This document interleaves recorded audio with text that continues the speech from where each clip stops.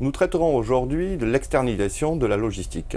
Donc, nous étudierons au cours de ce module pourquoi et comment externaliser, quelles sont les étapes de préparation et de mise en place, et nous conclurons sur la vie du contrat entre le donneur d'ordre et le prestataire.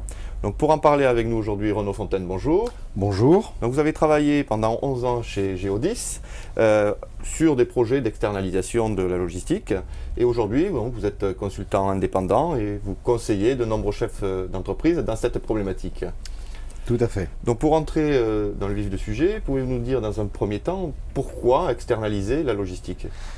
Alors, on externalise la logistique pour plusieurs raisons. Tout d'abord, avec la mondialisation, les chaînes logistiques se sont énormément complexifiées et étendues géographiquement. Aujourd'hui, vos fournisseurs peuvent être un peu partout dans le monde, vos clients peuvent être également répartis un peu partout. Il faut pouvoir faire le lien entre vos fournisseurs, vos centres de fabrication et vos clients avec une distribution.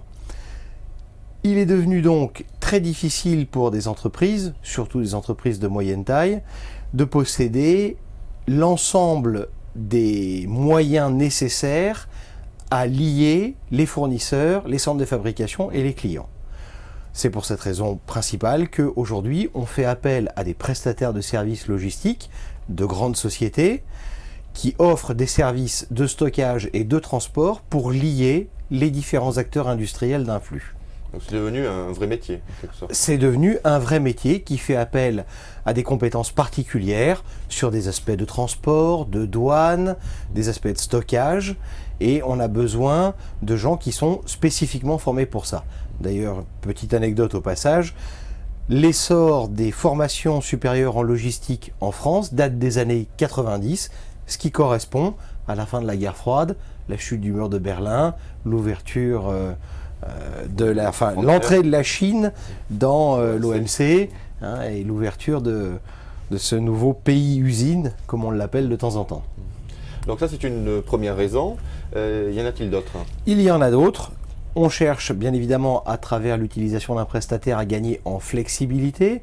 Les contrats sont en général plutôt courts et permettent de recomposer sa chaîne logistique en fonction de ses évolutions dans le temps.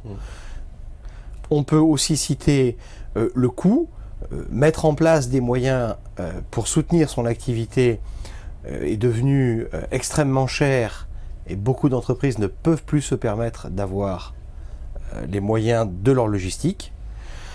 Et puis également la variabilisation des coûts qui nous permet de ne pas avoir à supporter le coût permanent d'un investissement si le niveau d'activité fluctue et en particulier lorsqu'il baisse.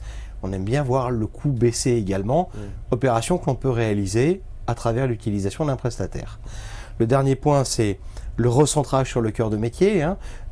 S'il y a 30 ou 40 ans, nous avions des entreprises construites sur le modèle dit de l'intégration verticale, où une entreprise faisait tous les métiers nécessaires à son activité, aujourd'hui on se recentre, on ne fait plus que ce que l'on sait faire, et on laisse les professionnels gérer leurs spécificités en à côté et nous soutenir. D'accord. Alors, comment faire, comment aborder l'externalisation de la logistique ? Alors, l'externalisation de la logistique, ça s'aborde comme un véritable projet. C'est d'abord, initialement, une réflexion stratégique de l'entreprise, de savoir où vont se trouver les fournisseurs, quels vont être ces fournisseurs, comment on va les intégrer dans le schéma industriel de l'entreprise, où sont les bassins de distribution et comment on va trouver des distributeurs et faire le lien donc depuis ces fournisseurs jusqu'à ces distributeurs. Il y a une vraie réflexion stratégique. Lorsque cette réflexion est achevée et que l'entreprise a positionné son réseau au moins sur le papier, elle décide d'aller dans la mise en place et elle va être obligée de chercher des partenaires. Ces partenaires sont les grands groupes de prestations de services logistiques que nous connaissons tous. Donc justement, on va y venir. Donc il y a tout un travail préparatoire en amont. Quelles sont justement les étapes ? Première étape, c'est la constitution d'une équipe de projet. Il faut voir qu'un processus d'externalisation, ça se déroule sur de nombreux mois. Il faut donc avoir des gens qui sont capables de suivre ce projet dans la durée. Ça veut donc dire que la direction de l'entreprise, lorsqu'elle va dans cette direction, elle doit appointer un certain nombre de personnes. Généralement, on fait une équipe un peu pluridisciplinaire dans laquelle on va mettre un chef de projet, bien évidemment, et des spécialistes des différents points à considérer. L'informaticien, le qualiticien, le responsable des process, un expert juridique, bien évidemment, pour tous les aspects contractuels. Une fois que l'équipe de projet est constituée, sa première action va être de rédiger le cahier des charges. Et ça, c'est un aspect absolument fondamental. Le cahier des charges, en fait, est une description de ce que l'entreprise souhaite externaliser et qui va donner au prestataire une vision sur la manière dont le prestataire et l'industriel vont collaborer pour piloter les flux une fois que l'externalisation sera complète. Plus vous mettez d'informations dans votre cahier des charges, mieux le prestataire peut comprendre ce que vous souhaitez faire et s'y préparer et vous faire une réponse appropriée et bien cotée. Dans votre cahier des charges, vous allez mettre des informations comme les volumes de votre activité, le type de packaging que vous utilisez, les points par lesquels il faut passer, les processus dans lesquels il faut s'intégrer et également toute la partie informatique, comment on va faire le lien entre les deux sociétés pour échanger de l'information sur les flux physiques. Également, s'il y a des aspects de type transfert de personnel, ce qui peut se produire parfois, il y a donc une reprise de personnel à anticiper. S'il n'y a pas de reprise de personnel, il y aura à minima des questions de recrutement, de formation, d'apprentissage et d'accompagnement. Donc tous ces aspects doivent être anticipés et mis dans le cahier des charges. Quelles sont les étapes suivantes? Une fois que le cahier des charges est réalisé, ou parallèlement, on commence à rechercher les potentialités ou les potentiels prestataires sur le marché. Vous devez faire ce qu'on appelle une longue liste, c'est-à-dire la liste des prestataires potentiels auxquels vous pensez vous adresser pour votre première partie d'appel d'offres. Une fois que vous avez établi cette liste en fonction des gens qui sont disponibles sur le marché, vous allez contacter ces entreprises et voir lesquelles seraient potentiellement intéressées à travailler avec vous. Tout le monde ne répond pas forcément à la première sollicitation de longue liste. Cette première sollicitation se fait de manière assez simple. On n'envoie pas encore le cahier des charges complet. On appelle simplement à travers un document simplifié des prestataires pour savoir s'ils sont intéressés. Oui. Et ceux qui répondent passeront ensuite dans la deuxième étape. Et là, qui commencera par la signature de clauses de confidentialité, puisque lorsque vous donnez votre cahier des charges à un prestataire, vous lui donnez des informations très sensibles sur la vie de votre entreprise. Vous lui donnez un petit peu les clés de votre mode de fonctionnement. Donc déjà en préalable, clause de confidentialité, ces informations sont secrètes et ne doivent en aucun cas être divulguées. Ensuite, vous donnez votre cahier des charges et là, les prestataires qui ont répondu à la première partie de l'appel d'offres vont préparer leurs réponses et surtout préparer leur cotation. Leur cotation, c'est-à-dire la grille des tarifs qu'ils vont vous proposer par rapport au travail que vous leur demandez de réaliser. Vous allez pouvoir récupérer l'ensemble des propositions qui vont être faites par ces prestataires. Donc là, on est dans ce qu'on appelle le cas de la shortlist, c'est-à-dire qu'une liste restreinte de prestataires potentiels va être établie. Vous allez sélectionner ceux dont les informations, tant sur l'aspect qualitatif de la prestation qu'ils proposent que l'aspect quantitatif, les prix qu'ils vont vous proposer pour réaliser votre travail, vous intéressent. Vous allez pouvoir garder ainsi entre 3 et 5 prestataires potentiels. Il y aura plusieurs rounds de négociations face à face entre vous-même et le prestataire pour essayer, pour les challenger, tirer les prix, négocier la meilleure qualité possible, de la souplesse, une localisation géographique, ce qui vous intéresse de négocier. Parallèlement, l'équipe de projet analyse et enregistre toutes les réponses qui sont faites au cours de ces négociations. Et à la fin, un classement est établi pour savoir l'ordre des prestataires, celui qui est le plus intéressant, celui qui vient juste après, et ainsi de suite. Donc là, effectivement, on voit bien comment on sélectionne les candidats, enfin, disons les prestataires.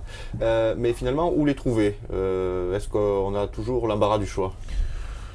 Ça dépend. Pas partout dans le monde, bien évidemment. Dans les pays industrialisés, Amérique du Nord, Europe, dans une certaine mesure l'Asie, on trouve tous les grands prestataires de services sont présents.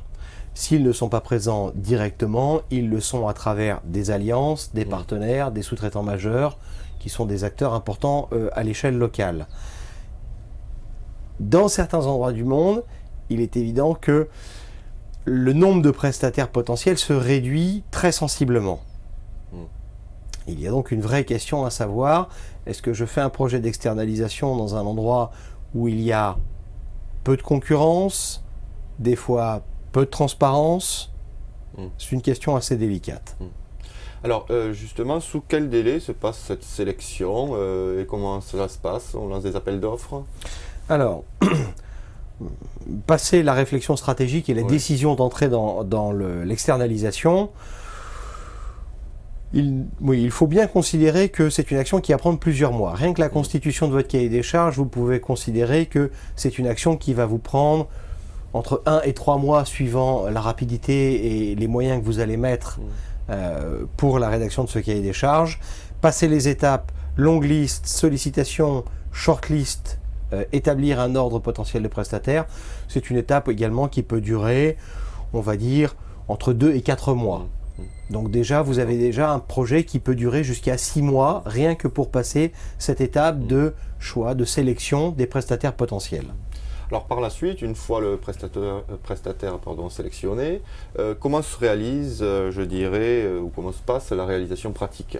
La réalisation pratique se passe dans la continuité de l'appel d'offres et se gère à nouveau sur un mode projet. L'équipe que vous avez constituée initialement, avec peut-être une légère recomposition, va continuer à suivre le projet, puisque maintenant il va falloir accompagner le prestataire dans sa mise en place. Vous lui avez exprimé vos besoins, il doit maintenant déployer les moyens physiques de réaliser le travail que vous lui demandez. Il va donc avoir besoin non seulement de vous poser tout un tas de questions, il va donc falloir lui répondre, il va falloir s'intégrer avec lui tant sur le point des processus que sur le point des systèmes d'information, ce qui veut dire que vous devez dégager en interne les ressources pour l'accompagner et préparer. Et puis il faut lui laisser un petit peu de temps. Je dirais que suivant les impacts, particulièrement en termes de bâtiment, s'il y a une construction neuve ou une remise en état d'un bâtiment existant, les projets peuvent durer entre 3 et 6 mois pour une bonne mise en place. Alors comment formaliser tout ceci? Un contrat est-il obligatoire? Et justement, que se passe-t-il au cours de la vie de ce contrat? Alors, les étapes contractuelles sont les suivantes. Une fois passé l'appel d'offres, les clauses de confidentialité, le prestataire va travailler. Au début, il ne nécessite pas d'engagement particulier de votre part. Par contre, dès qu'il va commencer à investir de la ressource financière pour mettre en place ses moyens physiques, il va vous demander une couverture de ses investissements. Généralement, comme la phase de négociation contractuelle à ce stade du projet n'est souvent pas terminée, vous allez vous engager en signant ce qu'on appelle une lettre d'intention qui va lui permettre d'investir en garantissant que même si le projet ne va pas jusqu'à sa conclusion, vous prendrez en charge en tant que donneur d'ordre les coûts qu'il a supportés. Cette LOI donne ensuite lieu à la rédaction d'un contrat, enfin elle est suivie par la rédaction d'un contrat et la signature d'un contrat. Un contrat de prestation logistique dure en règle générale en France tout au moins entre 2 et 3 ans, renouvelable bien évidemment. Le contrat, une fois signé, et le prestataire mis en place et accompagné pour sa mise en place, il faut maintenant le contrôler. On ne laisse jamais vivre un prestataire tout seul dans son coin. Il faut donc pouvoir surveiller ce qu'il fait, la délégation n'excluant pas le contrôle. On mettra donc en place des moyens de gouvernance du contrat à travers des revues tout d'abord opérationnelles où l'on va suivre de manière hebdomadaire puis mensuelle quand la confiance sera installée le prestataire à travers ses indicateurs de qualité, ses indicateurs quantitatifs pour s'assurer que la prestation réalisée est conforme avec ce qu'on a demandé et que le niveau de performance atteint est conforme avec le souhait que l'on a émis au début. Et puis derrière, des revues de contrat régulières, puisque, comme nous le savons tous, l'activité des entreprises change dans le temps et un contrat est susceptible d'évoluer à travers de nouvelles prestations, l'arrêt de prestations précédentes, jusqu'au renouvellement. Oui, pour conclure, auriez-vous un conseil pratique à donner à un chef d'entreprise qui se poserait la question de l'externalisation de la logistique? Alors, l'externalisation aujourd'hui, elle devient un petit peu incontournable. C'est un sujet qui engage l'entreprise dans la durée. Et le meilleur conseil que l'on peut donner à un chef d'entreprise, c'est de se faire accompagner par un spécialiste de ce type de questions pour éviter les écueils les plus courants que l'on voit se produire très régulièrement et qui sont souvent synonymes d'un capotage du projet. Renaud Fontaine, merci beaucoup pour toutes ces explications. C'est moi qui vous remercie.